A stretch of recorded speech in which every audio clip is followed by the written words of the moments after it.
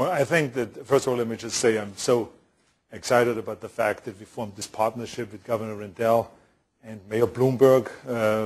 It was very important, this partnership, to show that it's nothing to do with politics at all, with parties. That here was a Democrat, a Republican, and an independent that formed the partnership and put the spotlight on this very important issue. We both happen to be very passionate, all three of us very passionate about infrastructure, and of course we in California have made a big move forward in that area because the people of California have approved $42 billion of infrastructure, a whole package to redo our levee system and to build additional roads and mass transit, to build additional classrooms and career educational facilities, expand our university buildings and infrastructure, and also affordable homes and affordable housing.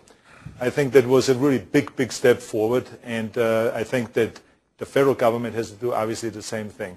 The important thing is that we look at how do we get the people enthusiastic about this subject, because the word infrastructure means nothing to the majority of people of America. We have to come up with a sexier word than infrastructure. So the key thing is that you have to go out and promote and market this the right way, like with everything in policy. To go out like we, for instance, in California, even though the polls showed that there's only 32% of the people that were interested in infrastructure, by the time it was, the election came, we had approval of them between 60 and 80%. And it was because we went out there and didn't talk about infrastructure, but we talked about, are you angry about getting stuck in traffic every day and you cannot spend enough time with your family and with your children?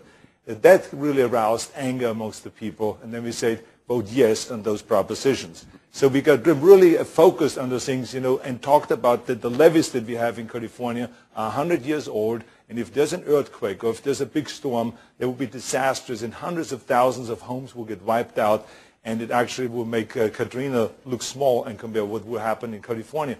That woke them up, and especially after Katrina happened, it really woke them up and said, yeah, we got to go and fix our levees. And the same is with schools. We said, we cannot have our children are the future of our country, we cannot have them be taught in those overcrowded classrooms.